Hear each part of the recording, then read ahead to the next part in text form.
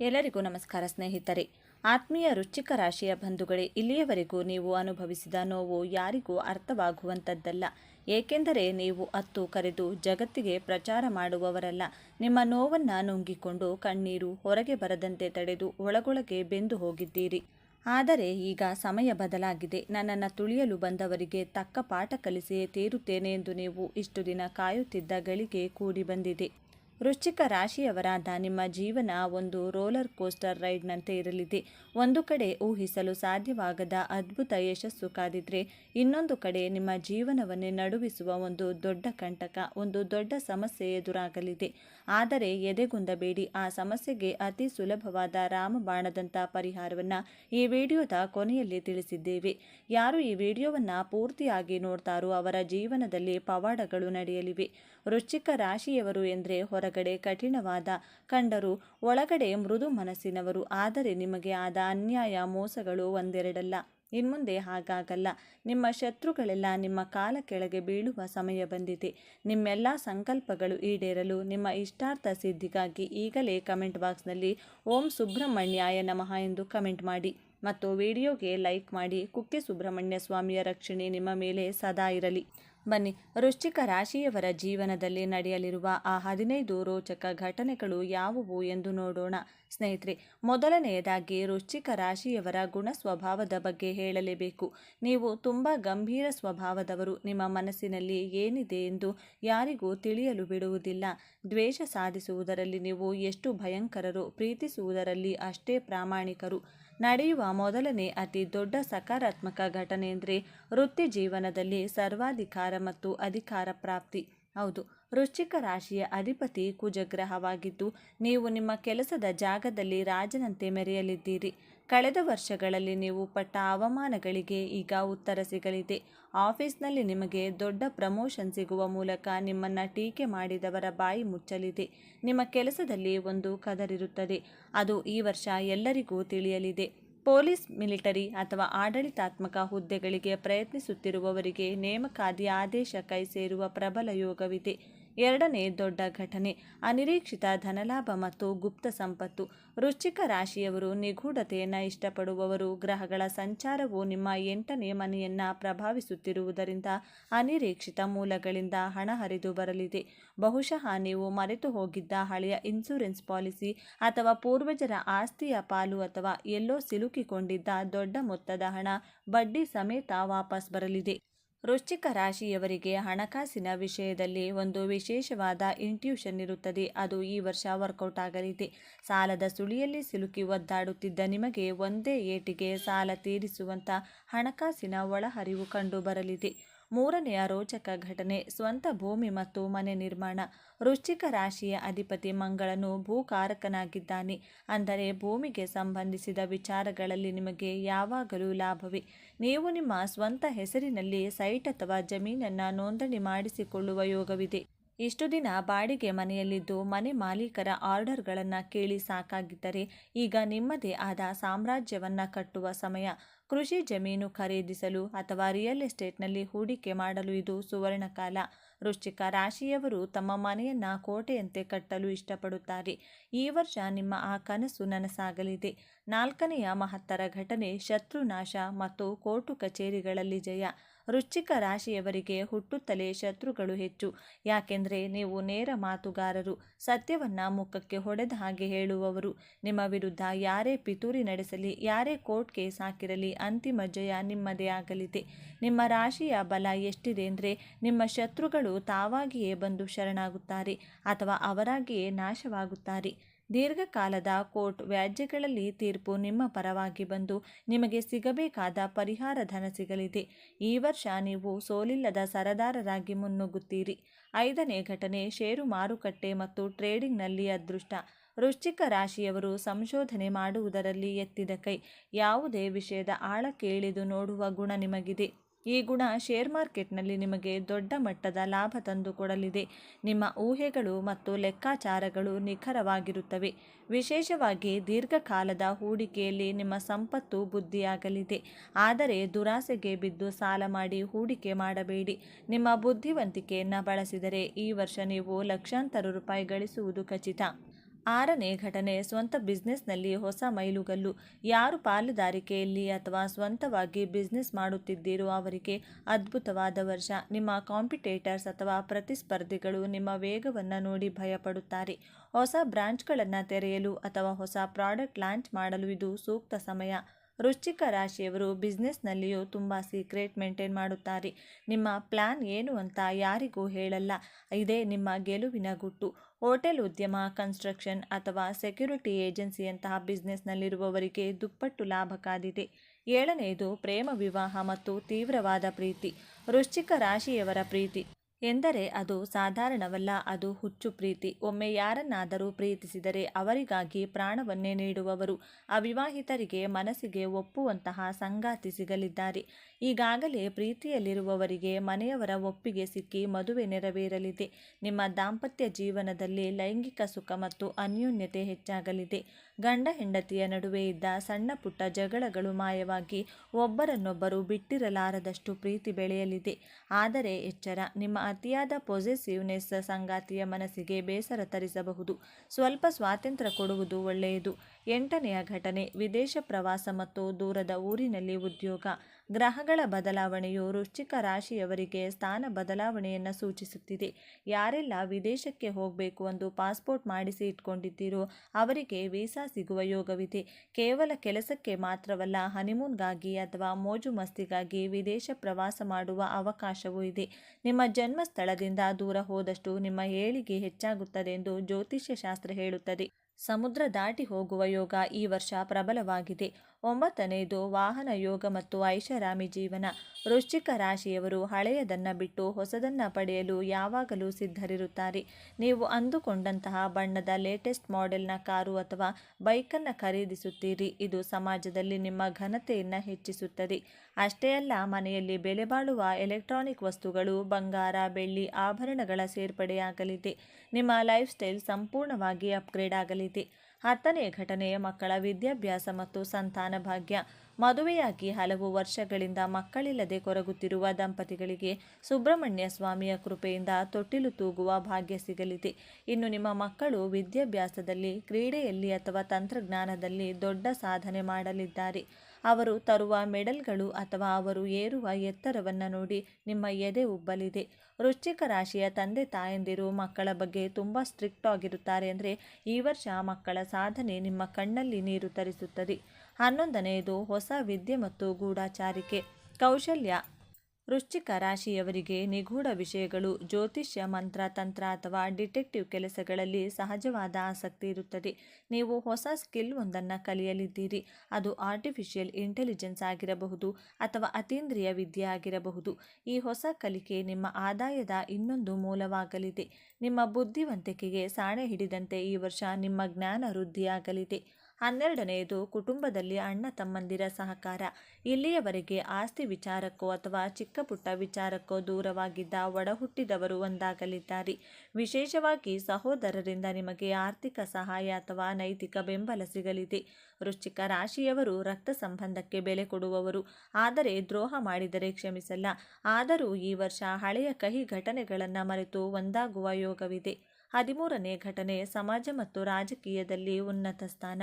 ವೃಶ್ಚಿಕ ರಾಶಿಯವರು ಪುಟ್ಟ ಲೀಡರ್ಗಳು. ನಿಮಗೆ 10 ಜನರನ್ನು ನಿಯಂತ್ರಿಸುವ ಶಕ್ತಿ ಇದೆ. ರಾಜಕೀಯದಲ್ಲಿ ಅಥವಾ ಸಂಘ ಸಂಸ್ಥೆಗಳಲ್ಲಿ ನಿಮಗೆ ಪ್ರಮುಖ ಸ್ಥಾನಮಾನ ಸಿಗಲಿದೆ. ನಿಮ್ಮ ಮಾತಿಗೆ ಬೆಲೆ ಬರುತ್ತದೆ. ನಿಮ್ಮ ಸುತ್ತಮುತ್ತಲಿನ ಜನ ನಿಮ್ಮನ್ನು ಒಬ್ಬ ನಾಯಕನಂತೆ ನೋಡಲು ಶುರು ಮಾಡುತ್ತಾರೆ. ನಿಮ್ಮ ಪ್ರಭಾವ ಎಷ್ಟರ ಮಟ್ಟಿಗೆ ಬೆಳೆಯುತ್ತದೆ ಅಂದರೆ ದೊಡ್ಡ ದೊಡ್ಡ ವ್ಯಕ್ತಿಗಳೇ ನಿಮ್ಮನ್ನು ಹುಡುಕಿಕೊಂಡು ಬರುತ್ತಾರೆ. ಸ್ನೇಹಿತರೆ, ನಾನು ಮೊದಲೇ ಹೇಳಿದಂತೆ ದೊಡ್ಡ ಗೆಲುವಿನ ಜೊತೆಗೆ ಕಠಿಣವಾದ ಸವಾಲುಗಳು ಕೂಡ ಇರುತ್ತವೆ. ಈಗ ನಾನು ಹೇಳಲಿರುವ 2 ಘಟನೆಗಳು ನಕಾರಾತ್ಮಕವಾಗಿದ್ದು ನಿಮ್ಮ ರಾಶಿಯ ನ್ಯೂನ್ಯತೆಗಳಿಂದಲೇ ಇವು ಸಂಭವಿಸಬಹುದು. ಎಚ್ಚರ ತಪ್ಪಿದರೆ ಅಪಾಯ ಕಾದಿದೆ. ವೃಶ್ಚಿಕ ರಾಶಿಯವರ ಜೀವನ ಹೇಗಿರುತ್ತದೆ? ದೇವರ ಕೃಪಾ ಕಟಾಕ್ಷ ಈ ರಾಶಿಯವರಿಗೆ ಹೇಗೆಲ್ಲ ಕೆಲಸ ಮಾಡುತ್ತದೆ ಎನ್ನುವುದು ಈ ವಿಡಿಯೋ ಮೂಲಕ ಸಂಪೂರ್ಣ ಮಾಹಿತಿಯನ್ನು ನೋಡೋಣ ಬನ್ನಿ. ವೃಶ್ಚಿಕ ರಾಶಿಯವರಿಗೆ ದೇವರು ಕೊಟ್ಟಿರುವಂಥ ಮುಖ್ಯವಾದ ವರಗಳು ಯಾವುವೆಂದು ತಿಳಿಯೋಣ. ಜೊತೆಗೆ ವೃಶ್ಚಿಕ ರಾಶಿಯವರ ಗುಣ ಸ್ವಭಾವ ಹೇಗಿರಲಿದೆ, ವೃಶ್ಚಿಕ ರಾಶಿಯವರು ತಮ್ಮ ಜೀವನಗಳಲ್ಲಿ ಯಾವೆಲ್ಲ ಲಾಭಗಳನ್ನು ಪಡೆದುಕೊಳ್ಳುತ್ತಾರೆ, ಈ ಎಲ್ಲ ಅಂಶಗಳನ್ನು ಕುರಿತು ಪ್ರತಿಯೊಂದು ಮಾಹಿತಿಯನ್ನು ವೃಶ್ಚಿಕ ರಾಶಿಯವರ ಬಗ್ಗೆ ಈ ವಿಡಿಯೋದಲ್ಲಿ ನಾನು ನಿಮಗೆ ಹೇಳ್ತಾ ಹೋಗ್ತೀನಿ. ಈ ಎಲ್ಲ ಮಾಹಿತಿಯನ್ನು ತಿಳಿಯಲು ವಿಡಿಯೋವನ್ನು ಸ್ಕಿಪ್ ಮಾಡದೆ ಕೊನೆವರೆಗೂ ನೋಡಿದರೆ ಮಾತ್ರ ತಿಳಿಯುತ್ತದೆ. ಅದಕ್ಕೂ ಮುಂಚಿತವಾಗಿ ನೀವೇನಾದರೂ ವೃಶ್ಚಿಕ ರಾಶಿಯವರಾಗಿದ್ದರೆ ದಯವಿಟ್ಟು ಈ ವಿಡಿಯೋಗೆ ಈಗಲೇ ಒಂದು ಲೈಕ್ ಕೊಟ್ಟು ತಪ್ಪದೆ ಈ ವಿಡಿಯೋವನ್ನು ಎಲ್ಲರಿಗೂ ಶೇರ್ ಮಾಡಿ. ದೇವರು ಮತ್ತು ಜ್ಯೋತಿಷ್ಯ ಶಾಸ್ತ್ರವನ್ನು ನಂಬುವವರು ಈ ವಿಡಿಯೋವನ್ನು ಈಗಲೇ ಲೈಕ್ ಮಾಡಿ ತಪ್ಪದೆ ನಮ್ಮ ಚಾನಲ್ನ ಸಬ್ಸ್ಕ್ರೈಬ್ ಮಾಡಿಕೊಳ್ಳಿ. ಹೌದು ಸ್ನೇಹಿತರೆ, ವೃಶ್ಚಿಕ ರಾಶಿಯವರಿಗೆ ಭಗವಂತನು ಕೊಟ್ಟಿರುವಂತಹ ಯೋಗಗಳು ಯಾವುವು ಎಂದು ನೋಡೋದಾದರೆ ಈ ವೃಶ್ಚಿಕ ರಾಶಿಯವರು ಬಹಳಷ್ಟು ದೃಢವಾಗಿರುತ್ತಾರೆ. ಹೌದು, ಈ ವೃಶ್ಚಿಕ ರಾಶಿಯವರು ಜೀವನದಲ್ಲಿ ಹೇಗಿರ್ತಾರೆ ಎಂದು ನೋಡೋದಾದರೆ ವೃಶ್ಚಿಕ ರಾಶಿಯವರು ತುಂಬಾ ಗಟ್ಟಿ ಮನುಷ್ಯರು ಎಂದೇ ಹೇಳ್ಬೋದು.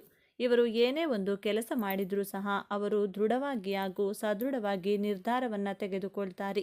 ಇವರು ಎಷ್ಟೇ ಕೆಲಸವಿದ್ದರೂ ಸಹ ಎಷ್ಟೇ ಚಿಂತೆ ಇದ್ದರೂ ಸಹ ಯಾವುದೇ ಒಂದು ನಿರ್ಧಾರ ಮಾಡಬೇಕೆಂದುಕೊಂಡ್ರೆ ಅವರು ಗಟ್ಟಿಯಾಗಿ ನಿರ್ಧಾರ ತೆಗೆದುಕೊಳ್ತಾರೆ.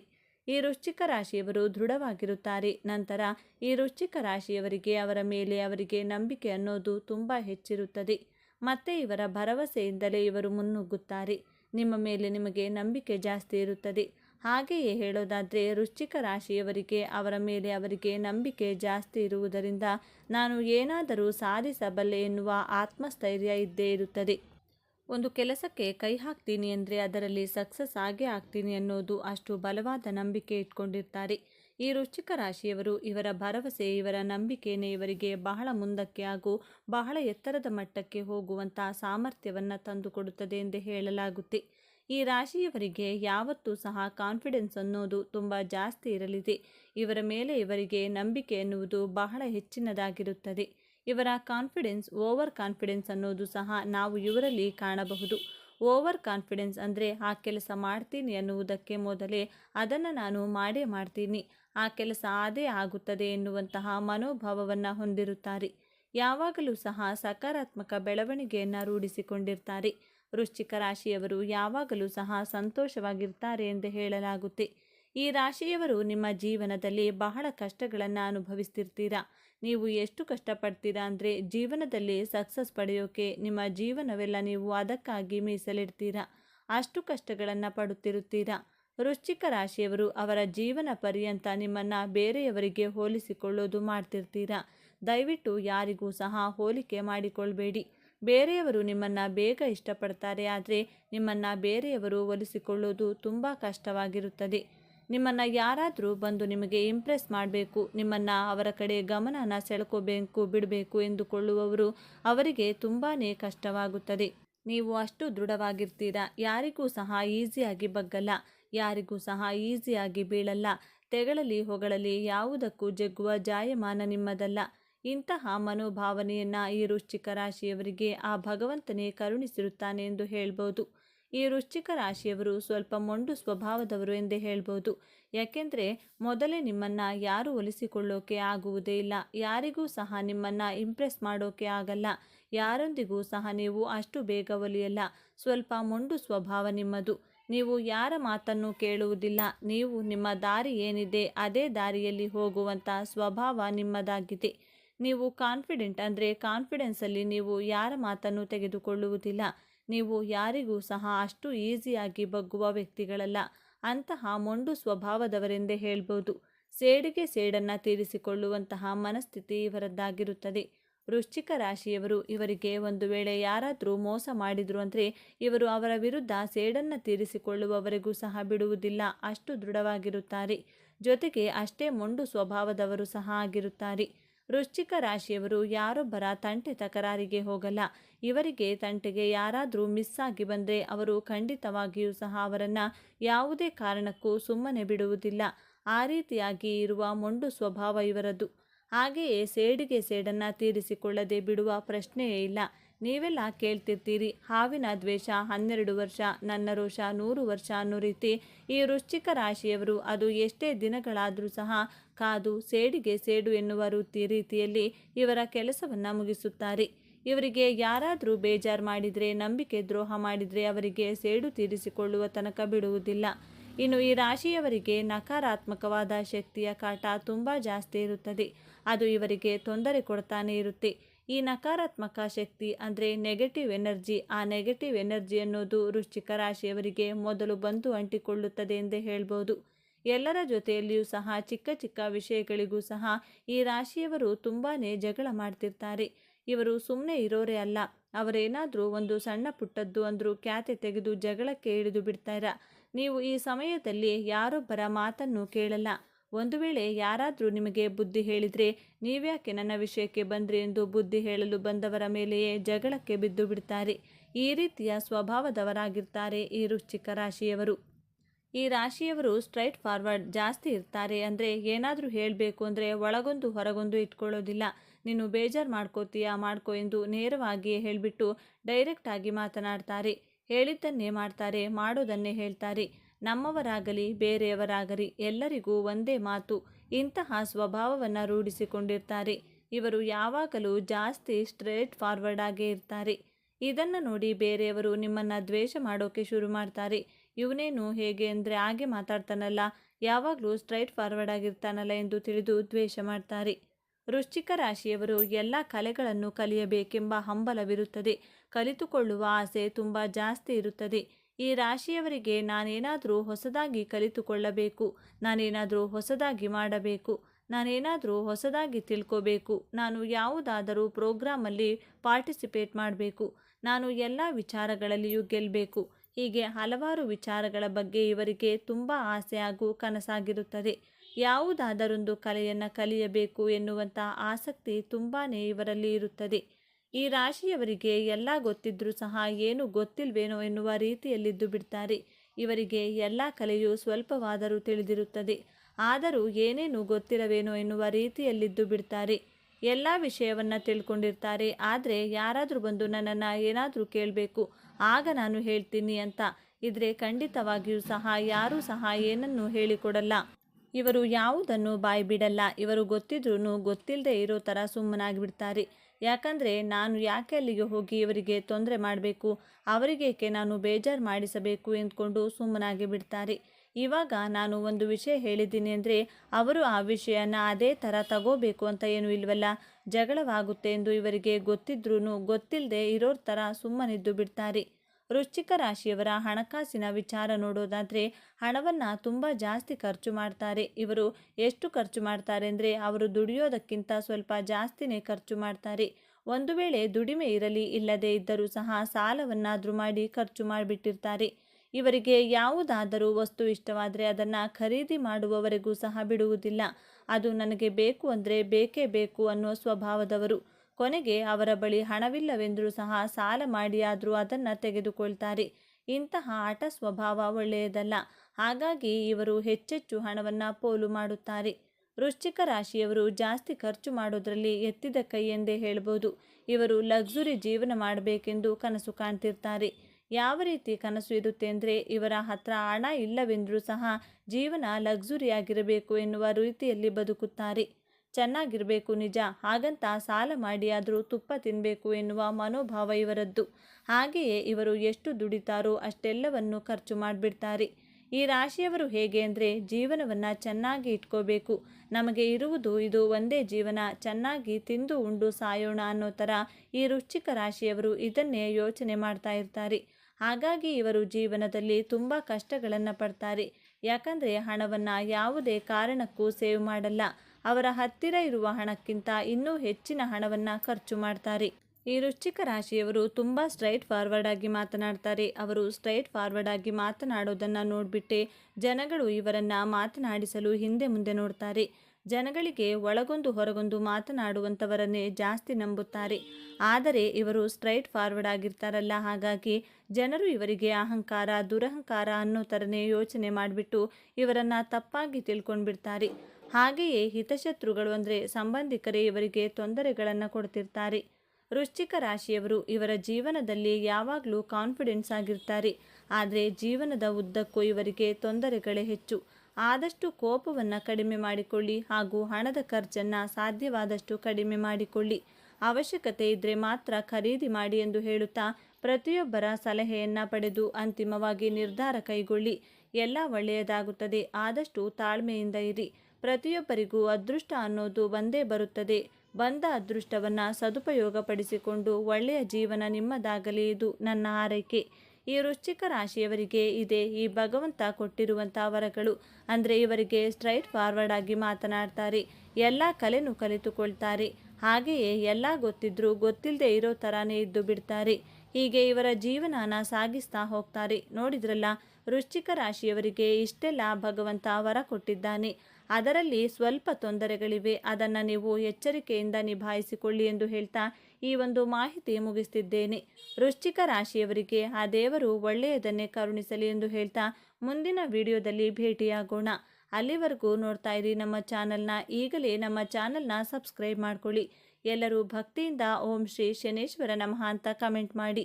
ವಿಡಿಯೋ ನೋಡಿದ ಪ್ರತಿಯೊಬ್ಬರಿಗೂ ಸಹ ಧನ್ಯವಾದಗಳು. ಸರ್ವೇ ಜನಃ ಸುಖಿನೋ ಭವಂತು. ಎಲ್ಲರಿಗೂ ಶುಭವಾಗಲಿ.